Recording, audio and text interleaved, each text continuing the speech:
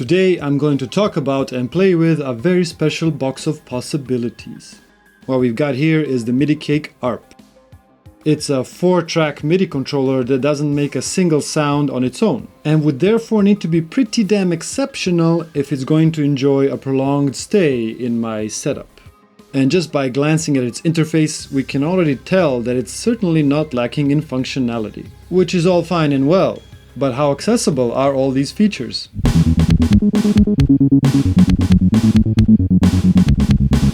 And how fun is it to play with?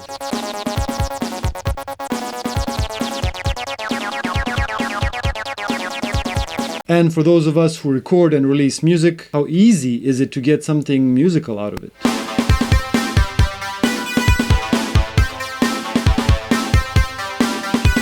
That's what we're here to find out. But hold up, doesn't the Digitone already have an arpeggiator? Yes, both the Digitone and the Digitone Keys have an extremely underdeveloped ARP function. That's probably never going to get improved now that the Digitone 2 is out. And that's precisely where the Midicake Arp comes in. Now, I'm not going into a deep dive feature overview for this device. There are plenty of other videos that do just that. Instead, I'll dig into a couple of things that I found fun while playing with it. After which I'll share my thoughts whether the Midicake Arp deserves a long-term residency in my setup. Blah blah blah. Let's hear some music.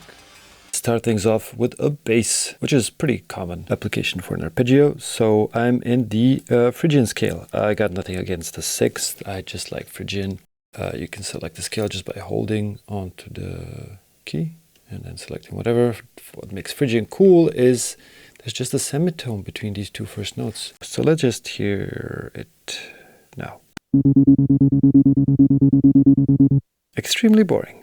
Let's spice things up. There's a couple ways you can program it, but what I like to do is give it a bounce pattern. So I was on custom, so that's basically just playing that one single note. It's kind of similar to the Digitone ARP menu if you've used it, but I feel it's much easier to actually program if that's what you want to do. So let's see, we've got custom here. Just click it, go up and down, kind of easier. But I don't want to program right now. I think the ones that are already there are pretty cool. So especially for something simple like a bass line. So basically, we've got these different patterns, and let's just go for something simple.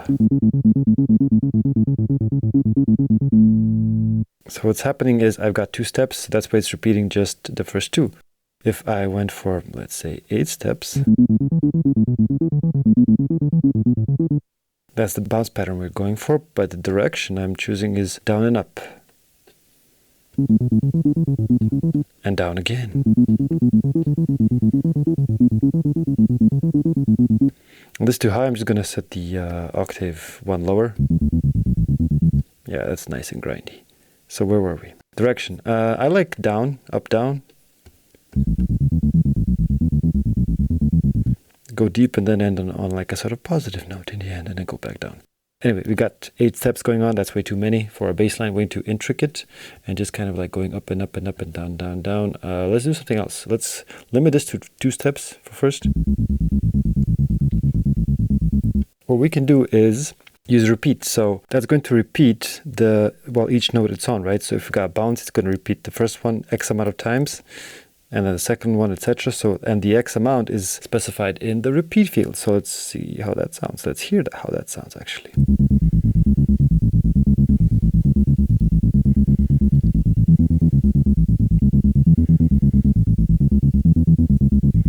And then the more steps I have, the longer the bass line is going to be because it's going to repeat the steps. Let's see if I change this. Indeed, the steps turn blue. I'm not sure if that can be seen in the video, but instead of being gray, they're blue. But let's go for, let's stick to, I don't know, let's go for 4 steps right now. And repeat each one about 6 times.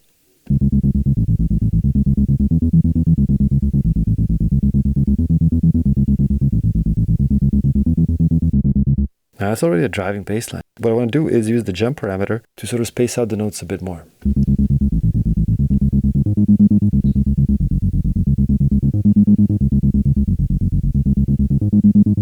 So how I would actually apply this in my music is I would start with something simple. So basically just backtrack everything way back down. Well, let's keep 4 steps here. But let's go for like 2 repeats.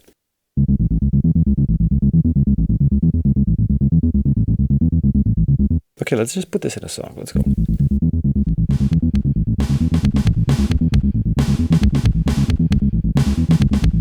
The drums are coming off the TR6S, and so basically I press play here. The MIDI notes go to the Digitone, and then the Digitone sends it to everything else, in this case the TR6S. I just got a basic drum pattern, which is kind of similar to everything that I use.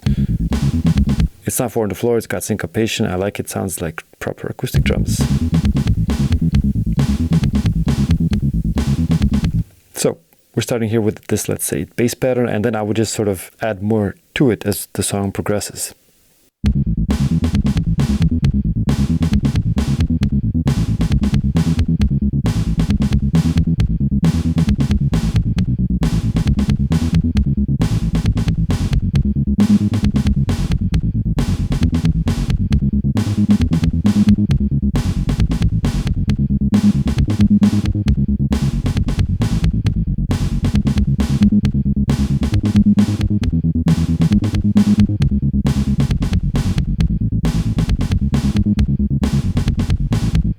And so why I find this useful is I could just simply, just using these couple of parameters and sort of seeing how they interact with one another, I can get to some pretty interesting bass lines basically, and just sort of build the backbone of my track without, you know, programming each note individually, which is what I used to do on the Digitone before. So it's super, super useful, and it's all in the scale that I'll be using for the whole song. But if I just decide to change that, it's a piece of cake. Let's just stick to Phrygian for now. Whoop. That's way too low. Too high for my taste. That's just right. One more thing we can do is actually apply a rhythm to it. So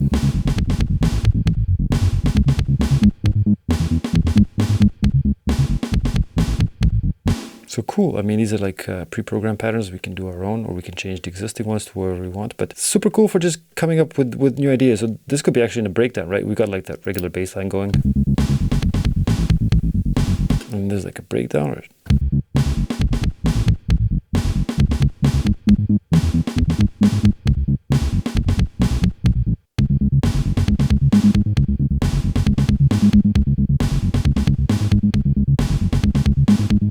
super cool.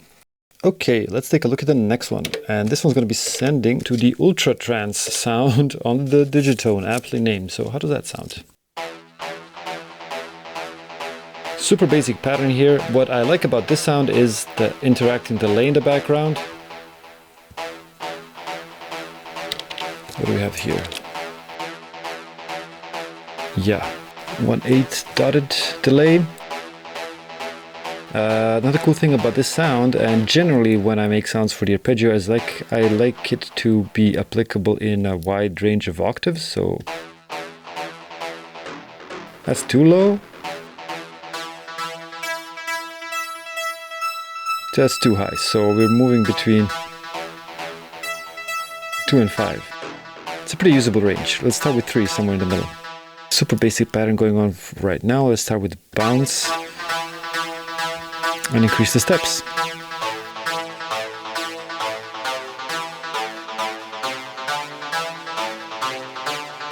Directions going down. And now we can play with the effects on board. So there's a lot of different effects you can use. I like chop, adds a bit of variety to an otherwise stale pattern. Oh, fuck, let's go 200. And you can use different seeds here.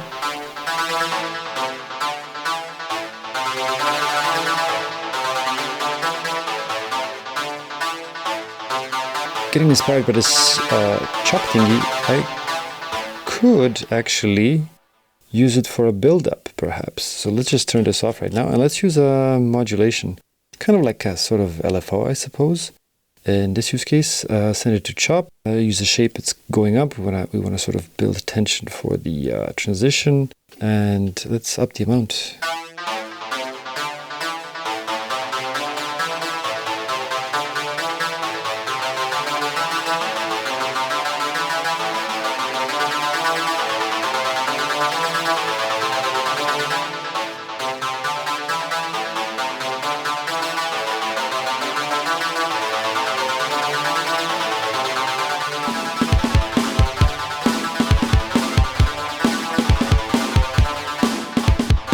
And we can make it a quicker transition. So that was 8 bars.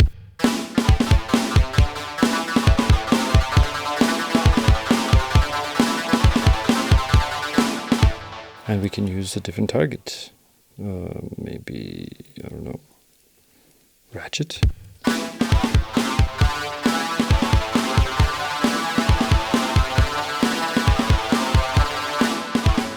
Or even something simple like just going up an octave. Do we have this option? Surely we must. Yes, we do.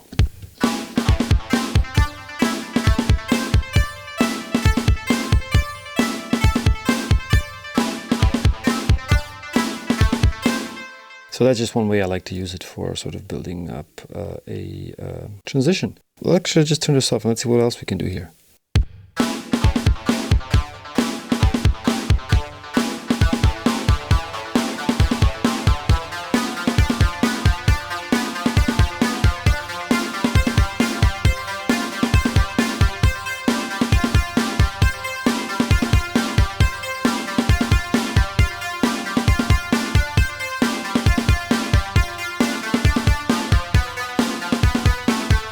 This is where this flexibility in being able to go across different octaves helps out when using the jump parameter.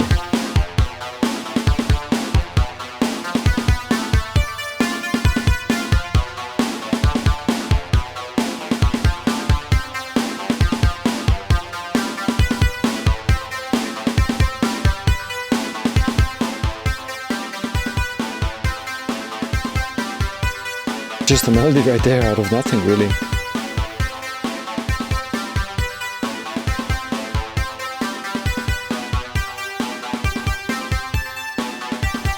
Too much?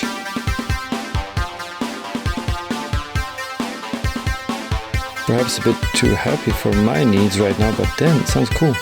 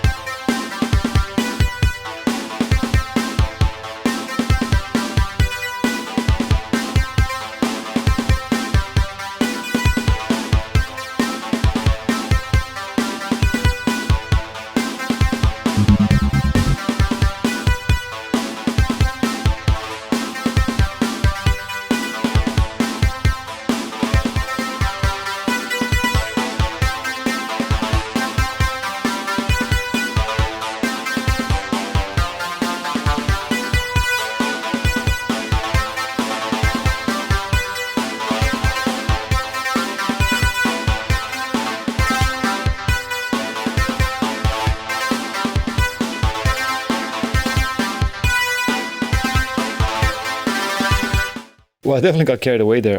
That's actually extremely usable. I think it's going to morph into something very cool, actually.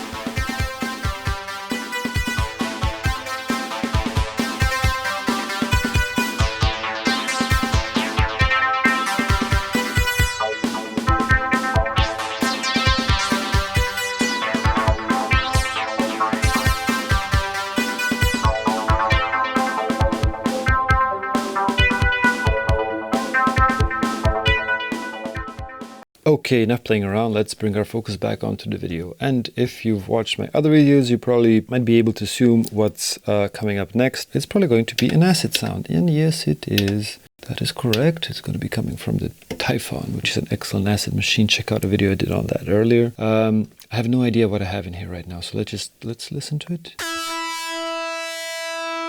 That is horrible. Drone. Why is it on drone mode by default? Yep. That sounds about right. Okay, so let's see what we can actually do with this here. Skip. There we go. We got some Goa trans going on. Some very ominous acid.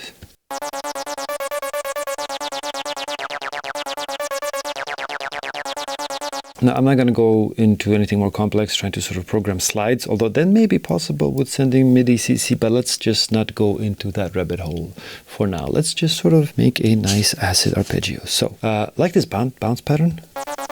Where's it going? It's going up and down.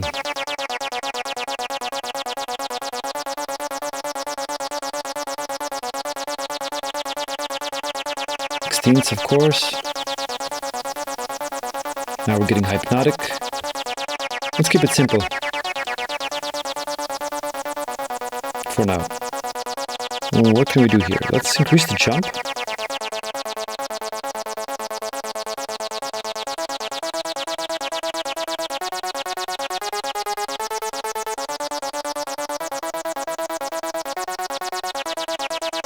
Let's play with the gate.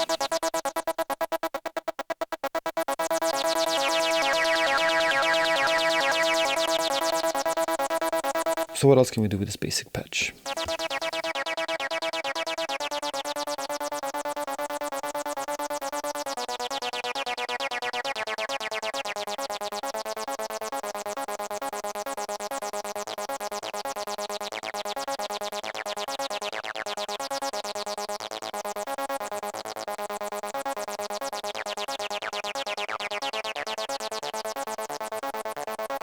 Going for something like 6 gives me that sort of hypnotic quality.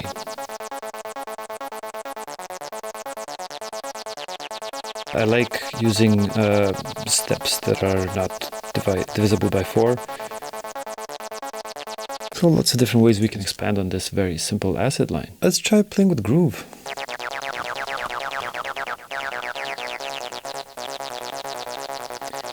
So what groove does is sort of delay the notes based on this pattern here.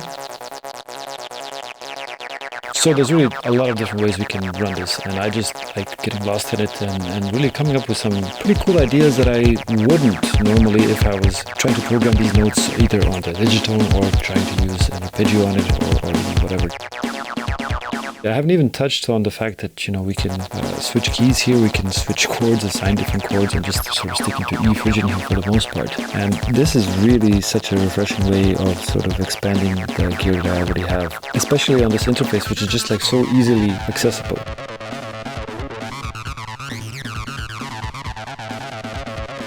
I can actually assign any of these parameters to the macro knob. So let's see how that works. Hold this and make sure that which ARP track you are assigning it to. So I've already got steps here. On this one, I'm going to go with, jump, and here gate. And for this one, not really velocity, maybe repeat. Let's go with repeat. We'll just see how that works.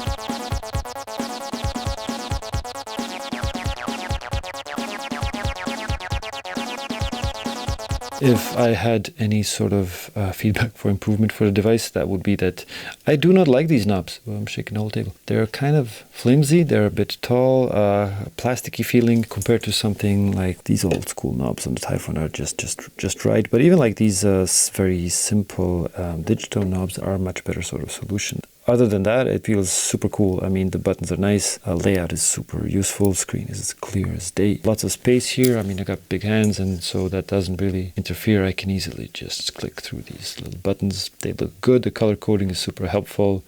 Really liking it. I feel like I'm just really barely scratching the surface here, and I'm sort of just going on these tangents as I'm doing the video because it just really invites me to try new things and just sort of play around with it for hours on end, really. But I do end up coming up with some really cool patterns like I did just before.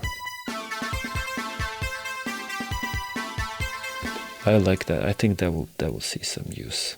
That was fun. At first glance, I was actually worried that this device tries to cram in too much into too little of a space, the way the SP404 Mark II sometimes does. But I got along just fine with the Midicake Arp right out of the box, and was able to do a ton of stuff without spending a whole lot of time in the manual.